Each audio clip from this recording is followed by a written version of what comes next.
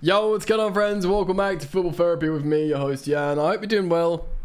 I really do hope that. Welcome back, not to Chelsea news, just to another video, because we're going to talk about who's been performing and who hasn't been performing in the Chelsea team all the way up to the first international break. So the first 4 games, Chelsea have won 1 game, lost 2 games, both of them they should have won, and of course we drew to Liverpool at home on the opening day, of course winning at home to Luton 3-0. So a mixed bag, I would say. A negative start. A lot of it may be understandable, but some of it very frustrating indeed. And in this video we're going to look at the squad and we're going to rank the players' performances 1 to 10. 1 being bad and 10 being good. So yes, strap yourselves in. Thanks for joining me. Just to let you know, daily content also on Football Yannick, the sister channel, which is non-Chelsea stuff. I speak about Ange Postecoglou this morning. It's gone down well. And it's found its way to some Tottenham fans, which is interesting. I guess that's desired effect with the second channel, because I want to reach a pool of just all football fans and be able to talk about other stuff than just Chelsea. Because I want to express myself. Express yourself! I'm expressing with my full capabilities. So do go check out Football Yannick, the other channel. Alright. Okay, so we're going to take a look at the men's team. Here we go. Lovely, sweet transition there. I should get an animation. So we're going to start on the goalkeepers, and obviously we're only going to talk about Robert Sanchez, the number 1. Of course, Petrovic has come in, and some people are speculating this guy who cost only, less than 20 million quid, however much it was, he will become Chelsea's number 1. Maybe neither of them, but I tell you what, Robo Sanchez, of course, Ben Roberts, the goalkeeping coach we've maintained that we got from Brighton, he loves Sanchez. He wanted him. He's got the number 1 jersey. He's currently Chelsea's first team goalkeeper. Of course, Kepa is away in Real Madrid. I'm going to be honest, it's not looking good, Brev. He came in, he's a big goalkeeper, so that's like a nice change of pace from Kepa. He's tall, he's got long arms, and he's quite he's homegrown because he's Brighton Academy. But he's I don't know, man. He made a few claims and a few good punches, and he was assertive, and I was like, that looks good. But then again, also, he's let me down a little bit. I think he's had a relatively shaky start, and I am going to give him a 4 out of 10. Spoiler, not many Chelsea players are going to get high rankings here. So he gets a 4 for me. Starting with the centre-backs, Axel Disasi, of course, scored on his debut. A good goal from a set-piece. Probably the weakest of our centre-backs. A lot of people like him. He's a big physical centre-back. He likes to challenge. He's out of, excluding Thiago Silva, I think he's the most senior of the centre-backs. Yeah, man. I don't know. I know he scored, he's in a new country and everything, but I was just going to give him a 4. He's worried me. The defence, and bearing in mind, the defence isn't Chelsea's problem. So this is harsh, a lot of this. I mean, maybe I've got to be harsh, but the defence isn't Chelsea's problem at the moment, it's scoring. But at the same time, these goals we're conceding that are ultimately, costing us in these moments where then our failure to, psychological frailty comes in, and then Chelsea just lose the game. I know that's more on the collective frailty, the aforementioned psychological frailty than maybe the defenders letting in the odd goal. But in the meantime, it's the goal, these letting in the odd goal that's hurting us. We need to score, but in the future, if we score more goals, if we're more of a resilient team, then these moments won't matter as much. But at the moment, they do matter. And just because I give someone a low ranking doesn't mean I'm saying they're terrible for the future. He might become one of the best defenders in the league. Who knows? But for the moment, Axel Disasi, for me, gets a 4. Cucurella, again, I feel bad for him. He was off to Man United. He agreed terms. He's never really fitted in at Chelsea. He's looked really poor, and the few minutes he's got, I'm not going to talk about him too much because I feel a little bit bad for him. I just feel like his profile is wrong. And he could work for Pochettino, by the way. Could work. But in terms of what I've seen in the limited minutes, I'm going to give him a 3 out of 10. So, yeah. This is happy, isn't it? No, it might get...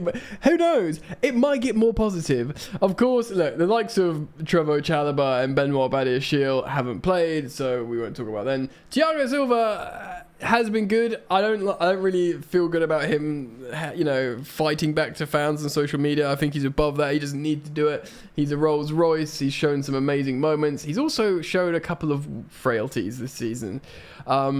He has. He's shown like a couple of wobbly moments. But he's still Thiago Silva, and it's not his fault. Largely, a lot of this stuff's going to happen. I think I was going to give him a 6, but I'm just thinking of that nutmeg from Iowani, and I'm going to give him a 5. So he's not going to, you know, get these 3s and 4s, but, you know, by Thiago Silva's lofty standards, he's going to have a 5. Ben Chilwell. I'm a massive Ben Chilwell fan. I am. But he is not...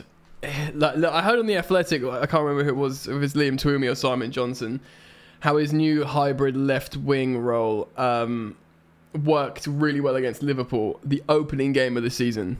And that may be true, and that's probably why Poch stuck to it for the remaining 3 games. But for the remaining 3 games, it has not suited him. Also, he made that terrible decision not to shoot when he tried to pass it to Sterling. He hasn't been an absolute stinker. He wears the vice captain's bag, but I can absolutely not give him any more than a 4. You know, people might even think he's like a 3, but I think largely it's profiling, isn't it? It's just being played out of position. Reece James hasn't played. I mean, he played 60 minutes of the opening day. It's not worth it to speak about. Now, Levi Colwill, again, he's also being largely played out of position. I just love the look of Colwill, the way he is on the ball, his passing range is incredible. Over the season, we will see how good Levi Colwill is. So yeah, that will be really, really interesting and intriguing to see. He's also made a couple of mistakes. I don't like him at this left back role. I just don't understand it. I understand like putting a left footer down there that can pass well, and then you can try and obviously Chilwell in theory is a good finisher of moves. So I understand the theory that Pochettino's going with, but I just don't endorse it anymore. Levi Colwill, I don't know, man. I can't, you know, he has made mistakes as well. I do like these moments of passing though. He does these. I'm gonna give him a 5 because I do think he's shown flashes of brilliance. And again, he's being played out of position, so I'm taking that into account. He gets a 5. Now, Malo Gusto has played. He came on for Reece in the first game and was injured and has played ever since. He's got 2 assists. He's had moments where he's locked players down, and a couple of frail moments as well when he's looked really worrying. But you know what? I'm going to give him a 6. Now, I'm going to give him a 6 not because he's got a couple of assists or whatever. Well, that's a contributing factor. I'm going to give him a 6 because he's just been dropped into this team to replace Reece James, arguably our best player, maybe alongside Enzo Fernandez. And the pressure on that, and no one's worried about him starting. No one sees him in the start. I'm like, oh God, we've got to watch Gusto again. So I think that alone, his profile is really, really appropriate. I think he's been good. He gets a 6. And Enzo Fernandez over here. There he is. Enzo Fernandez, I think, has quietly been brilliant. I think he is worth every penny we paid for him, actually. I think he's been absolutely incredible. Not necessarily incredible, but the fact how he's just making these amazing passes. He's got the press resistance anywhere on the pitch. He's been playing as a sort of free number 10 and not looked out of place. He obviously got a goal in the cup. But his long diagonals, his outside the boot, his intelligence, his knowledge of where space to occupy, and just adds a massive injection of quality whichever role he's playing. And I always say it, like, you know, he was played in Argentina, he didn't have a break, he went straight to Portuguese football, played 6 months without a break, went straight to the World Cup, won the World Cup, won Best Young Player at the World Cup, goes straight to Chelsea, carries on playing, starts the next season, plays every single frigging game, and all these things, by the way, like, he's never dropped, he's never injured. And yeah, obviously he'll miss that penalty, and obviously, like everyone else in the Chelsea team, he will want to do better. But I still think he's been pretty incredible to play at the level he's at. So I'm going to give him a 7, which is our highest so far. Of course, Ugochukwu, he's played a little bit off the bench. I'm going to leave him for the moment, as well as Chukwuemeka. I think Chukwuemeka, he has impressed in his short cameos before he was injured. He looks really appropriate, and I think Ugochukwu can represent a closer. So, it's exciting that Ugochukwu can be part of the squad this season. Maybe we'll go on loan in the summer or January if Chelsea want to bring one guy. If Lavia is playing by then, I don't know, who knows. But, Carney and Ugochukwu can be, pleased with their contributions, but I'm not going to rank them because of the amount they've played in the scenarios. Conor Gallagher, the ever-present paradox of this guy who's always for sale, yet he's always played, called up for England again. And moments of obviously in the cup, he was like the bright spark for quality, as especially when Enzo came on, he represented that as well. But I don't know, like he's playing deeper, then he gets pushed up, then he gets pushed back, and he presses well. He's I don't know, he's a victim of being Mr. Utility Man. I think Connor has been frustrating, but I think he's also been this like consistent player you can lean on, but that doesn't say much because of how bad Chelsea have been at times. I'm going to give him a 5, Conor Gallagher. Caicedo, again, it's a little bit unfair to... Obviously, he had that horror moment when he came off the bench and conceded a penalty. He looked a little bit more settled in the cup. I'm going to rank him, but purely on... he didn't do great for the goal against Forest, I think, but I don't put that down. That was a mix-up between him and Gallagher. I'm going to give him a 5 also. I was thinking less, but the fact is I've seen him do a couple of N'Golo Kante tackles that gave him a massive dopamine hit, and like it's just clearly something we've been missing, that guy who can actually go in for that tackle and make you go, ooh, which we haven't seen since Kante. Or since Kante was fit and playing regularly, should I say. So he gets a 5 as well. Lavia hasn't played, and Raheem Sterling. Now, Raheem Sterling for me is the second player to get a 7. Now, that might... Where's number 7 as well, funnily enough? That might frustrate people like, what? But the truth is, he's obviously got 2 goals and an assist, so he leads us for goal involvements. He showed really bright moments at West Ham, and he was brilliant against Liverpool on the opening day. So 3 out of 4 games he was really good, and he's got 3 goal involvements already in a team that doesn't get them.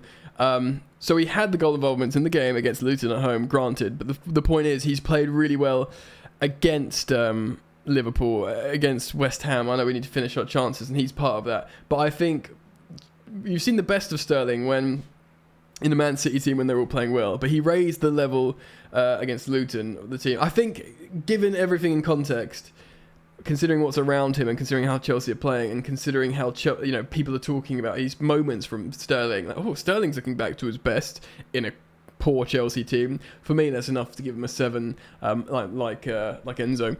Mudryk, it would be quite unfair, kind of like Madueke, to rate them. Mudryk has come on and looked shaky, like giving the ball away, but then making up for it by running back 1,000 miles an hour because he's so fast. Madueke looking bright. I'm going to give them both 5s because, because we haven't seen them. And, of course, we've got Nkunku to come back. We've got Brewer to come back. David Washington's remained in the squad, which is kind of crazy. And Cole Palmer has made a cameo and looked exciting. So Cole Palmer will have to come back to. But Nico Jackson, he's got 1 goal in 4. Had he scored that sitter against Forest, he would have had 2 and 4, which I would have been very happy for, which is a 1 and 2, of course, return, which is more than enough for Chelsea striker, considering what we've had lately. So had he scored that, it would have been really, really positive. And it's not just, obviously, with Nico Jackson, it's not just his goal scoring, it's running the channels, it's an immaculate athleticism. Of course, he runs to the end. He's got no problem holding the ball up. He's got no problem playing out wide because he's a converted winger. He can come deep, show for the ball, and when you've got all that, you kind of go, cool. If you carry on doing this and score a goal every other game, done, mate. No problem at all. The fact how he's a sitter away from doing that, makes me still reflect on him positively. I'm not going to give him a 7 like I gave Enzo and Raheem, but I'm going to give him a 6 out of 10. And kind of be lenient because he's just started in Premier League football, and it's hard to play striker for Chelsea or any, because you're just playing against low blocks and it's the hardest league in the world, and he's 22 years old. So all that together, considering all of that, I've given him a 6 out of 10. It's tough. No one got over a 7. Only 2 players got 7, but ultimately we're in 12th place. And to be honest, a lot of people could be like, well, now they're all going to get free. We're in the bottom half of the table and whatever. Fair enough. I take that point of view. But the truth is, we're a brand new team. It's new teammates, new manager, whole new squad. It's mental, really. And the games don't tell the entire story, even if they tell most of it, because there's a recurring theme. But the Chelsea team are really fit. They're learning each other, and I just think we'll get better. And most of the players have been ranked low in this video, but at the same time, a couple of them have impressed me, and I think they deserve props for that. So I'll be really interested in learning what you guys think. Please do leave your rankings down in the comment section below, and so I can see what you guys think. I'll be really interested in reading what the other people of the world think. Of course, I filmed a Your Questions video, which is available for members. It's a members only sort of Q&A that I do probably once a week. Something that to give back to the people who support the channel in that way. Yeah, cool. So do consider joining if you want to be part of that content. All right. Cheers. Peace.